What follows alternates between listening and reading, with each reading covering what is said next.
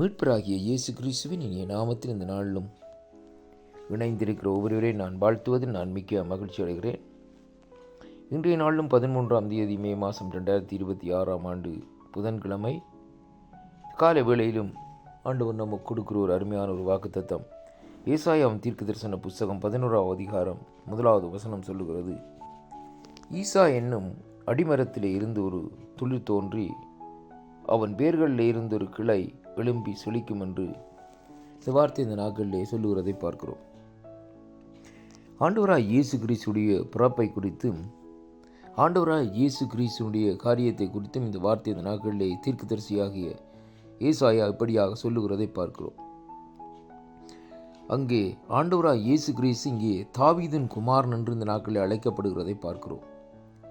ஈசா என்னும் அடிமரம் தாவீதினுடைய தகப்பனார். அவ்விடத்திலிருந்து ஒரு துளிராக இந்த நாட்களிலே தாவீது இந்த நாட்களிலே தோன்றி அந்த தாவீதினுடைய வேரில் இருந்து ஒரு கிளையாக இந்த நாட்களிலே எழும்பி ஆண்டவராய் இயேசு கிறிஸ்து சொலித்தார் என்று சொல்லி இந்த நாட்களிலே இந்த இடத்திலே பார்க்கிறோம். அருமையான கர்த்தருடைய பிள்ளைகளே, சந்ததி சந்ததியாய் சந்தானம் சந்தானமாய் இந்த நாட்களிலே இந்த வார்த்தைகள் பேசுகிறதை பார்க்கிறோம். அருமையான அன்பு பிள்ளைகளே, இந்த வார்த்தையை நாங்கள் சற்று ஆராய்ந்து பார்ப்போம் ஆயிருந்தால் ஆண்டோடைய பிறப்பை குறித்து எப்படியாக அவர் தோன்றுவார், எப்படியாக அந்த நாட்களில் பிறப்பார், எப்படியாக அந்த நாட்களில் வளர்க்கப்படுவார், எப்படியாக என்ன காரியத்தை செய்வார் என்பதை குறித்து தீர்க்கதரிசியாகிய ஏசாயா தெளிவாக திட்டவட்டமாக அந்த நாட்களில் எழுதி வைத்திருக்கிறதை பார்க்கிறோம். அருமை பிள்ளைகளை பாருங்கள். அப்படியானால் ஆண்டவருடைய ஒரு பிறப்பை குறித்து பார்க்கிற வேளையிலே எல்லாம் ஒரு அதிசயமாக அந்த நாட்களில் இருக்கிறதை பார்க்கிறோம். அதனாலே தான் தீர்க்கதரிசி ஏசாயா சொல்லுகிறார், அவர் அதிசயமானவர் என்று சொல்லி இந்த நாட்களில் சொல்லுகிறதை பார்க்கிறோம். பாருங்கள், இங்கே முதலாவதாக சொல்லப்படுகிறது ஈசா என்னும் அடிமரம் என்று சொல்லி இந்த நாட்களிலே ஈசாயின் சந்ததியை குறித்து இந்த நாட்களிலே சொல்லப்படுகிறதை பார்க்கிறோம். அதற்கு முன்பாக வந்தவர்களுடைய பெயர்கள் இந்த நாட்களிலே குறிப்பிடாமல் இருந்தாலும் ஆனால் ஈசாயில் இருந்து துவங்குகிறது. ஏனென்றால் ஈசாயினுடைய அங்கே ஒரு துளிர் தான் இந்த நாட்களிலே தாவீது என்று சொல்லி இந்த நாட்களிலே பார்க்கிறோம்.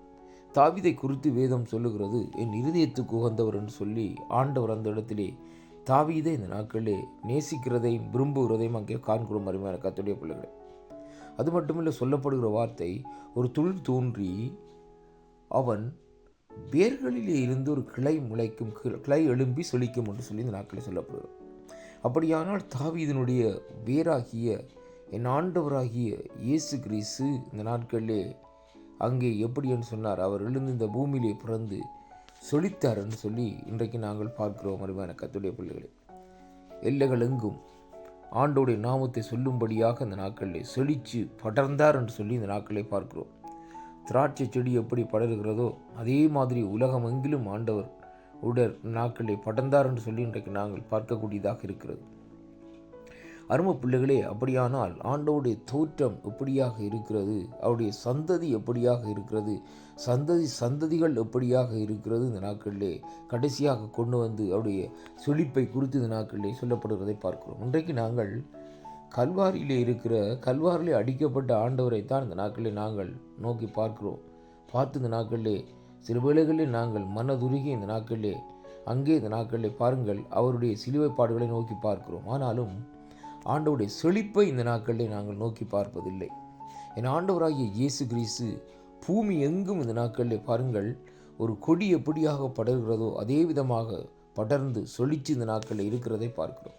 அப்படியானால் இந்த நாட்களிலே அவருடைய வல்லமை எப்படியாக இந்த நாட்களில் இருக்கிறது. உலகத்திலே பாருங்கள், எந்த நாட்டிலும் கிறிஸ்தவர்கள் ஆண்டவராக இயேசு கிறிஸ்துவை அங்கே இந்த நாட்களிலே அறியாதவர்கள் இருக்கிறதில்லை. எந்த நாட்டில் போனாலும் அவர்கள் இயேசு கிறிஸ்தவர்கள் என்று சொல்லி சொன்னால் அவர்கள் சொல்லுவார்கள். இந்த நாட்களில் அருமையான கர்த்தருடைய பிள்ளைகளே, அது முஸ்லீம் நாடுகளாக இருக்கலாம் அல்லது நாட்களில் புத்த மதத்தை ஆராதிக்கிற நாடாக இருக்கலாம். எப்படியான இடங்களில் போனாலும் கிறிஸ்தவர்கள் என்று சொல்லி சொன்னால் அவர்கள் சொல்லுவார்கள், யாருடைய சந்ததி, ஆண்டவராய் இயேசு கிறிஸ்துடைய சந்ததி என்று சொல்லி அங்கே சொல்லப்படுகிறதை பார்க்கிறோம்.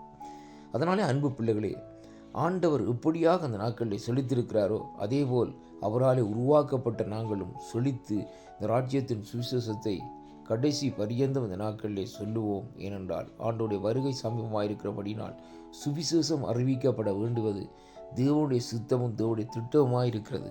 இந்த வாக்குத்தத்தங்களை கேட்கிற ஒவ்வொரு பிள்ளைகளும் ஆண்டோடைய சுவிசேஷத்தை அறிவியுங்கள், அறிவிப்பதற்கு தயாராகுங்கள். கர்த்தர் உங்களோடு கூட இருந்து அங்கே உங்களுக்கு பலன் தந்து இந்த நாட்களிலே அந்த சுவிசேஷத்தை பிரசங்கிக்கும்படியாகவும் சுவிசேஷத்தை இந்த நாட்களிலே சொல்லும்படியாகவும் கிருபை செய்வார் என்று சொல்லி இந்த வார்த்தை ஊடாக பார்க்கக்கூடியதாக இருக்கிறது. கர்த்தர் தாமே உங்களை ஆசீர்வதிப்பாராக. ஆமென்.